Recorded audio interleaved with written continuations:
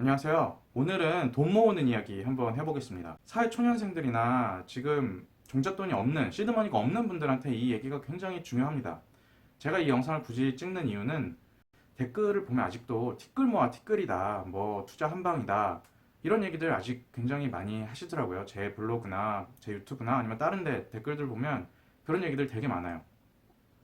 그래서 제가 돈을 모으는 방법, 돈 어떻게 모아야 되는지, 그 돈이 어떤 의미가 있는지, 그리고 투자를 함에 있어서 그 시드머니가 어느 정도 돼야 투자의 의미가 좀 있는지 제가 알려드리겠습니다. 근데 오늘 얘기는 정말 제가 힐링 캠프 찍는 게 아니니까 팩트로 알려드릴게요. 제 생각을. 짧게 세 가지 정도만 이야기를 해볼게요. 더 얘기할 건 많지만 영상이 길어지면 지루하니까 세 가지만 얘기해 보겠습니다. 먼저 첫 번째로 어느 정도의 시드머니가 있어야 의미 있는 투자를 할 수 있는지에 대해서 말씀을 드려볼게요. 그리고 두 번째로는 그 시드머니를 모으기 위해서는 아마 엄청나게 많이 들어보셨을 거고 상식적으로 알고 계실 거예요. 소비가 굉장히 중요하거든요. 그 소비를 어떻게 컨트롤 해야 되는지 말씀을 드릴게요. 그리고 세 번째로는 소비 외에 돈 모을 때 정말 조심해야 되는 거 정말 많습니다. 이거에 대해서 얘기를 해보겠습니다. 첫 번째로 시드머니의 중요성에 대해서 얘기를 해볼게요.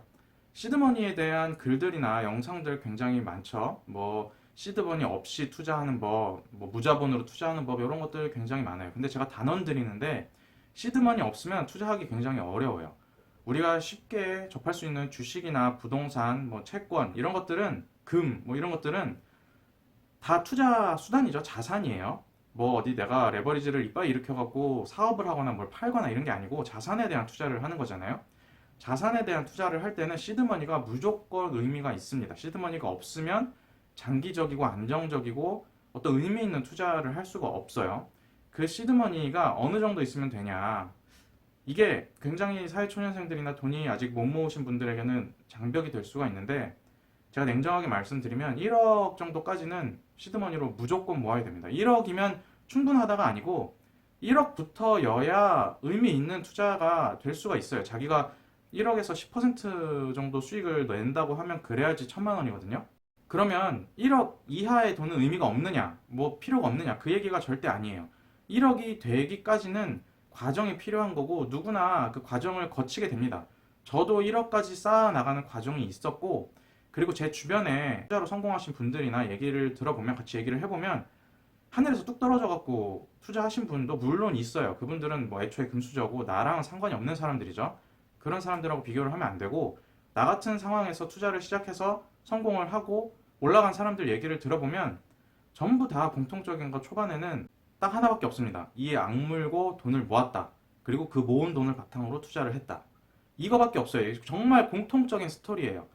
지금 이쪽에서 굉장히 잘 알려지신 분도 계시는데 그분도 저번에 얘기하다 들어보니까 반지하에서 시작했다고 하더라고요. 그리고 제가 아는 분 중에 그 부동산으로 한 번에 강남 들어가신 분이 있거든요. 이분 정말 안 씁니다, 돈. 이거 전부 다 공통적인 얘기예요. 주식으로 성공하건 부동산으로 성공하건 뭘로 성공하건 간에 사업으로 막 갑자기 로또를 터트려 갖고 대박을 맞는 거 아니면 전부 다 공통적인 스토리입니다. 소비를 줄여서 종잣돈을 모으고 시드머니 한 1억에서 몇 억 정도 모아서, 그때 시드머니를 모을 동안이 기간이 그 1억 모으는데 1년 만에 모으는 게 아니잖아요. 사회초년생 때부터 모으면 굉장히 오랜 시간이 걸립니다. 그 오랜 시간 동안 절박한 마음을 바탕으로 내가 시드머니가 쌓이면 이거에 투자하겠다라고 정말 엄청나게 공부를 하고 준비를 하고 이를 갈고 있다가 시드머니가 모이면 이제 본격적인 투자를 시작하시는 그런 그림을 그리시는 분들이에요. 우리 모두가 마찬가지예요. 부모로부터 물려받을 자산이나 이런 게 막 대규모로 있지 않는 한 전부 다 똑같은 얘기예요.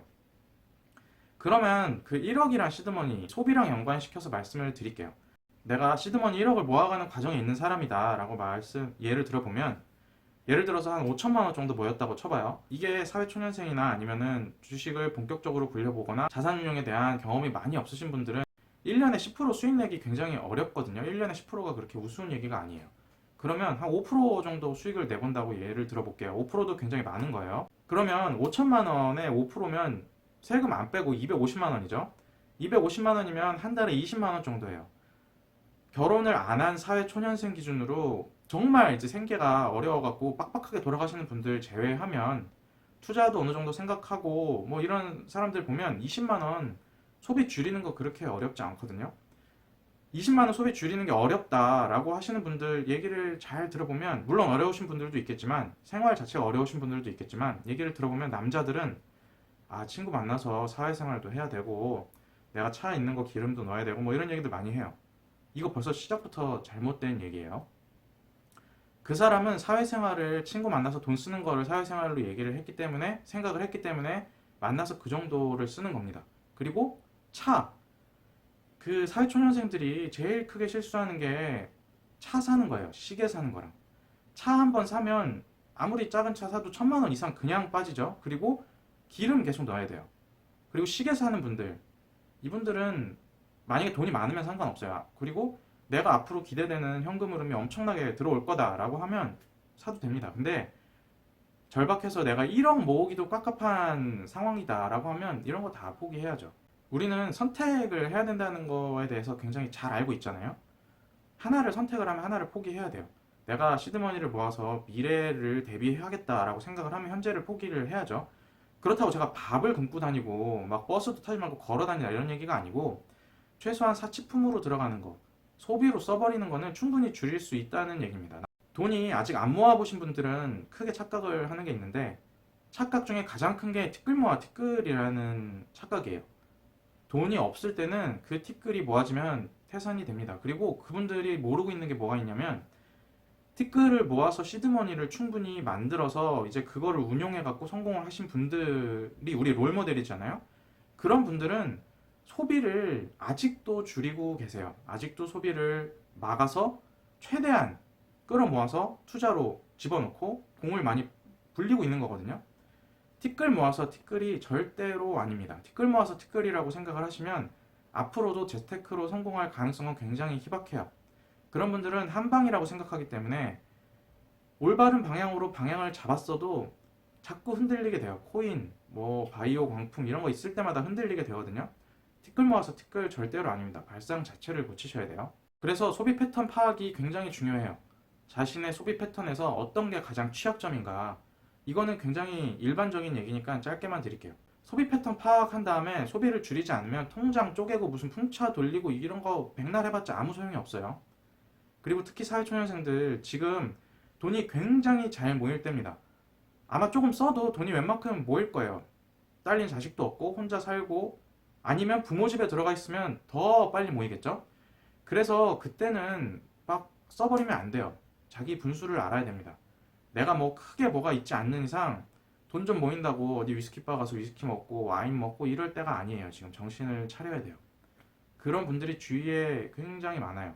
만약에 내가 돈 모을 생각이 없다, 크게 모을 생각이 없다, 난 지금 충분히 즐기겠다라고 하면 괜찮습니다. 근데 그런 분들은 최소한, 그렇게 쓰시는 분들은 최소한 입에서 시드머니 안 모여요, 돈 모으기 어려워요 이런 얘기 하면 안 돼요. 양심이 없는 거죠.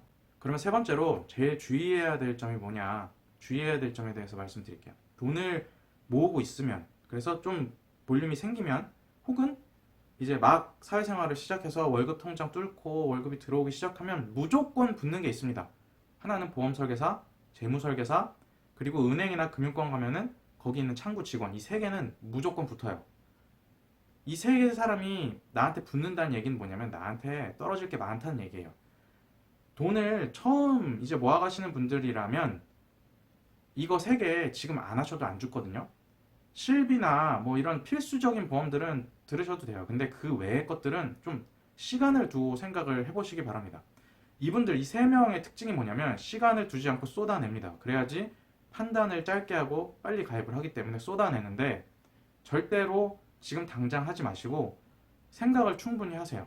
이게 내가 꼭 필요한 건가, 영상도 많이 찾아보고 공부도 많이 하고 책도 많이 읽고 글도 많이 읽고, 그 다음에 정말 필요하다고 하시면 그 다음에 하셔도 됩니다. 근데 아마 대부분 필요 없다고 생각을 하실 거예요. 그리고 이 세 명의 특징이 뭐냐면 어떤 상품을 가입할 때 굉장히 비용이 비싸요. 자, 제가 금융의 진리를 하나 말씀드릴게요. 금융의 진리는 금융사가 나를 위해서 해주면 무조건 비쌉니다. 금융사가 자선단체가 아니니까 뭐라도 하나라도, 전화라도 하나라도 대신해주면 무조건 수수료가 붙고 비싸요. 금융의 진리는 단순한 상품을 내가 직접 복잡하게 운영하는 게 그냥 최고거든요. 딴 거 다 필요 없어요. 그러니까 뭐 알아서 배분을 해준다, 알아서 분산을 해준다, 알아서 옮겨준다, 뭐 이때는 이렇게 했다가 저때는 저렇게 했다가 뭐 알고리즘 다 필요 없습니다. 그거 다 내 돈을 조금이라도 더 많이 갖고 가기 위해서 그 해놓은 약간 사탕 발림이에요. 이렇게 하면 또 댓글로 엄청나게 테러가 당할 수 있겠지만 이거는 정말 진리입니다. 그러니까 그 뭐라도 하러 은행에 가거나 증권사 가서 창구 직원이 뭘 권할 때 그 자리에서 가입 절대 하지 마시고 그냥 정말 궁금하면 팜플렛이나 브로셔 같은 거 하나 갖고 와서 찾아보세요. 이게 정말 영양가가 있는지 찾아보고 거의 대부분 영양가 없습니다. 가입하지 마시고 돈 모을 때는 그냥 돈만 모으는 게 최고예요. 자꾸 이상한데 돈 세게 만들지 마시고 최대한 돈 모으고 소비 줄이고 뭐 여러 가지 다 줄여서 돈을 모으고 그 돈이 모아졌을 때 이제 그때 고민하시면 돼요. 그 피해야 될 사람들 말씀드렸는데 그러면 제가 아까 말씀을 안 드린 게 하나 있어서 생각이 나서 말씀을 드리면 돈 모을 때 제가 몇 번 말씀을 드렸어요. 돈 모을 때 뭘 해야 되느냐. 소액을 가지고 경험을 쌓아야 됩니다. 그리고 공부를 해야 돼요. 아까 시드머니 만드는데 굉장히 오랜 시간이 걸린다고 했잖아요. 이 오랜 시간을 허송세월 하는 게 아니에요. 이 오랜 세월 동안에 내가 시드머니가 쌓였을 때 어떻게 투자를 할지 계속 시뮬레이션을 하고 이게 맞는지 저게 맞는지 경험을 쌓아가는 시기입니다. 그리고 그 경험을 막 아무렇게나 쌓는 게 아니고 정말 공부를 제발 하셔야 돼요. 주식 이거 제 채널 보시는 분들은 주식 투자하시는 분들이니까 그 기간 동안에 재무제표 읽는 연습하시고 사업보고서나 감사보고서 뜬 거는 주석에 내가 쭉 읽어 내려갈 때 이해가 가지 않는 게 없다. 막 완전히 다 읽을 수 있다. 이 정도까지 다 읽으셔야 되고 여러 가지 책, 대가들 책은 기본이에요. 이게 꼭 읽으라고 제가 이거 읽으면 돈을 벌어요. 이 얘기를 하는 게 아니고 저걸 무조건 읽어야 투자를 시작할 수가 있는 거예요. 아주 기본입니다. 그래서 이 두 개가 기본으로 깔려야 되는데 이게 갖춰지는 시간이 되게 오래 걸리거든요. 이 두 개가 있어야지 철학이 생기고 뭐가 생기는 거예요. 그러니까 돈 모을 때 막 돈 생기는 족족 다 때려 박는 게 아니고 일부를 투자를 하면서 이 경험과 지식을 쌓는 기간이라고 생각을 하시면 됩니다. 그 기간 동안에 굉장히 유혹이 많을 거예요. 막 돈도 쌓이는 것 같지도 않고 은행 이자 얼마 되지도 않고 막 유튜브나 이런 데 보면은 무자본으로 투자하는 법, 뭐 파이프라인을 몇 개 뚫어라 이런 거에 대해 나오는데 그거는 파이프라인이 깔릴 정도의 자기 지적 재산이나 뭐가 있는 사람들 얘기고 대부분의 회사원들은 아무것도 없어요. 그냥 회사만 다니거든요. 저도 마찬가지고. 그러니까 그때 동안은 무조건 모으셔야 돼요. 그냥 눈하고 귀 닫고 모은다고 생각하시면 됩니다. 뭐 은행 이자 얼마 안 나오는데 은행에 박아놔야 돼요. 이런 얘기 안 하셔도 돼요. 왜냐면 그 기간 동안에는 내가 투자로 버는 돈보다 내가 안 쓰고 안 먹고 안 입어갖고 모으는 돈이 훨씬 크거든요. 그러니까 저축이 무조건 선순위입니다. 자꾸 막 이상한 거 P2P 특히 막 이런 거 생각도 하지 마시고요. 그냥 저축만 한다. 아니면 내가 조금 더 하고 싶다 그러면 저축 은행별로 5천만 원 이하로 하면 되거든요. 그 정도까지 하셔갖고 그냥 눈 감고 귀 닫고 입 닫고 말도 하지 마시고 그냥 모으고 그 기간 동안에 최대로 내 내공을 쌓아갖고 모은 다음에 폭발시킬 수 있는 기간으로 만들어 주시면 돼요. 이 영상을 보신 분들은 티끌 모아 티끌 이런 얘기 이제 안 하실 거라고 생각을 합니다. 티끌 모아서 절대로 티끌 아닙니다. 네, 오늘 봐주셔서 감사합니다.